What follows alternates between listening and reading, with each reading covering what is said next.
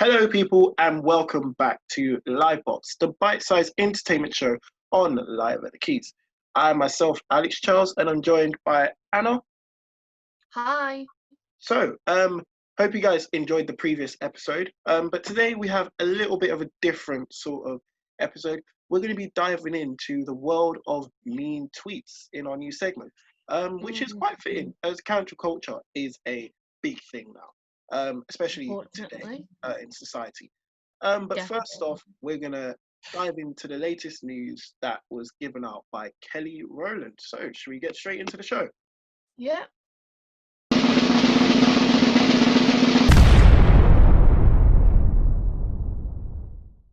So, for those of you who don't know, Kelly Rowland was a part of Destiny's Child, which was a 1990s R&B group, which featured obviously Beyonce. Mainly, a lot of people know Destiny's Child because of Beyonce, which is fitting as to why Kelly Rowland said what she said. So, Kelly Rowland opened up about her being compared to Beyonce and how it sort of had a lot of trauma and stress on her being in Destiny's Child. So she was on The Voice, and she was on The Voice Australia, and a contestant revealed to her that he feared being overshadowed by his older brother. And Kelly basically said that whilst being in Destiny's Child, she had the same thing. She always feared that she couldn't do certain things because Beyonce was sort of bigger than her, and she feared that she was being shadowed by her, but sort of didn't want to. Then she sort of came out to say that in her singing career, she said that she didn't want to sort of dress a certain way or sing a certain song because it was going to sound like her. She thought that people were going to say, oh, it sounds too much like Beyonce, or she looks like Beyonce and stuff like that. She's worried about being. Yeah, and she went on to say that she's changed a lot of her songs and the way that she dresses when she performs, just so people can't make that judgment. Yeah. She's sort of copying Beyonce.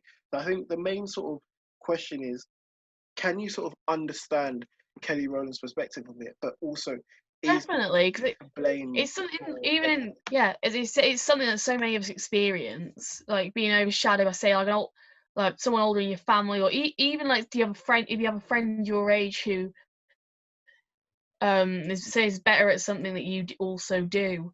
You can understand exactly how she's feeling. Like, you can't do anything without someone saying to you, oh, they would have done this better, or why can't you do it like this person? So I can understand where she's coming from. Yeah, I think I totally get where she's coming from in the sense that it's difficult to be in a group when there's someone sort of working with you that is of a high status. Simply because I've been in that position before, especially when you're working in a group and there's someone doing what you're doing, but they're of a higher status than you. You sort of feel that. Yeah, or they're more experienced than you, sort of feel more like well they know known. more. So I understand where she's coming from that. From the perspective of, is it Beyonce's fault? I could say yes, because I feel that Beyonce could have maybe encouraged her to do whatever she wants to do and sort of not feel like she has to change what she does just so that it doesn't sort of clash with her style. Because if you're a real friend, you would encourage your sort of friends to do what they want to do if that's what they enjoy, regardless of whether or not people think it might be viewed in a different way. So I think Beyonce could be to blame for some of the reasons as to why Kelly decided to do what she decided to do. Yeah, but then also you could blame the media for portraying them in this way, like society thinking, because obviously Beyonce, I'd say, is probably more. Both of them are famous. Beyonce is more well known, probably has a bigger following, and so people view her as superior. Like, society may view her as superior to Kelly Rowland. That is why people compare those two. The thing is that Beyonce can't really say that she was the main reason Destiny's Child done so well, because there was 3 of them, and without one of them, that was like there's no I in team kind of thing. It was all 3 of them were the reason for their success. There's no I in team. Yeah, and I think what people need to realize as well is that when you're in a group situation and you're obviously surrounded by people who you deem to be better than you, it does Mm. stimulate you to work harder, but at the same time, it has a Yeah, mental it impact. motivate me to get hot, work hard, and like kind of become more on their level, kind of thing. But it also has some kind of mental impact on you that you do sort of Mm. start to question yourself as to what You you like sort of should or you shouldn't don't do. feel like you're good enough for it. You don't feel like you're good enough. Like, oh, even Yeah, you kind of feel like your best won't be even good enough. which is hard to accept at some times, and I think people might not understand that unless they're put in that situation in their life, which is a hard sort of thing to come about, to sort of come to terms with, unless you're sort of in that situation. Mm. Um, so yeah, we're now going to go into the next section of the show.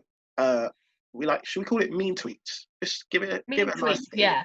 Mean If tweets. it is mean tweets. So what we're going to do is we're each going to have three tweets. We're going to read out the three tweets, and the person who is reading out the mean tweets, the other person has three chances to guess who the tweet is about. So hopefully that makes sense, and we're going to jump straight into it. So Anna, as you are the guest, Yep. who do you want to go first? So, Alex, your first tweet is, I can't stand this new. Like, why the are you happy on your new records? You're ginger for be sad. Oh, okay. That's quite. Oh, that's brutal. It's funny. So it's a Someone ginger ginger. musician. There's. I want to say Ed Sheeran. You'd be right. It was Yes! about Ed Sheeran. That You is got it in harsh. one. Of course, when you narrow it down to ginger musicians, yeah. Okay. Do you want to go next? Yeah. So you read one out to me. Okay. Oh, this is harsh. Wow. Why Okay. does blank always look like he's trying to squeeze a fart out without making any noise? I just what the fuck? I do it. Why does blank always look like he's trying to squeeze a fart out without making any noise? Okay, that's interesting. I genuinely don't have an idea. Do I not? Do I get hints or something? 'Cause that could be anyone. It's a boy. He's an actor, and he was in The Notebook. It's not Ryan That Ryan Gosling is. It's not him. Ding!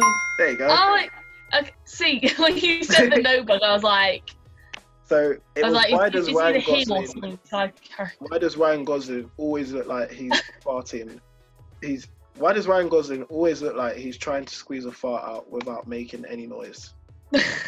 Very weird tweet. Very, very weird. Yeah. Really? Name? That's the face you're going with? God, this movie is gonna suck. Can I get a clue?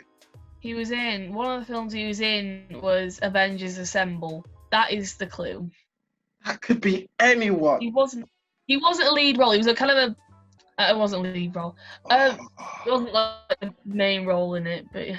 That could be anyone. See, I'm looking now, and I've not heard of any. Okay, he was also in Now You See Me Too. The rest of these I've not heard of. Is it Tom? No, it's not, because he's a lead. It's I'm not just gonna him. guess the guy that plays Hulk. What's his Mark Ruff? That's him. That's him. Am I right? Yeah, it actually is. That's basically a lead role. Hulk is basically a lead role. Oh, someone edit that out then, because I've not seen this. I don't know how much screen time Hulk every is not character. a lead role. Oh my gosh. I've not seen the Avengers movies. Hulk is. I don't know. Next tweet. You in that Buick. It's a type of car, commercial. You don't fit in that Buick, which is a car. I think I pronounced it wrong. It's a type of car, Buick. So you in that Buick commercial. I've never heard it. You don't fit in that. I would say the clue here is you don't fit in that. So he was in the commercial and he's quite big. Yeah, I genuinely haven't got a clue. I'll give you another clue. He was a basketball player. Yeah, I'm drawing a blank. It was Shaquille O'Neal. Ah. Anna said, she doesn't even know who that is. Oh my gosh. Oh my god. Do you not know who Shaquille O'Neal is? Is he called Shaq for short? Yeah. Is it that one? Yeah. Yeah, I know who that is. I didn't know by his full name, just Shaq. Yeah. No, that's Shaquille O'Neal. I'm so uncultured. I'm just showing how uncultured I am. Okay, you'll go. I think it's your last one. Okay, the last one is my last one. Celebrity's name. You ugly ass big bird looking shut the up. So that just doesn't narrow it down. Is that the whole tweet? Yeah, that is the whole thing. Wow. Could I get a clue? Because that literally could be anyone, boy or girl. So what this? She's an actress, well known for being an actress, and she was in the 2008 Iron Man movie. My mind's gone blank. Wow. To be honest, I wouldn't get this one either because it could be about anyone. Also, she's not that young. She's not a young, fresh actress. Like, she's been doing what she's doing for a long time. Who was in that? Oh no, I'm gonna pass. I don't know who it is. Okay, it was Gwyneth Paltrow. Oh, Gwyneth Paltrow. Okay. Yeah. I see her in the movie now, but I would never have guessed the tweet was about her. Yeah, no, neither. That's crazy. Okay. That could have been anyone. Like that, you see that kind of stuff on a daily basis. So. Yeah. So my last tweet, to round off this whole show. Oh God. Right. Okay, the tweet is blank. I'm fed up of see your ugly face on my TV screen. You. Oh my God. Jesus Christ.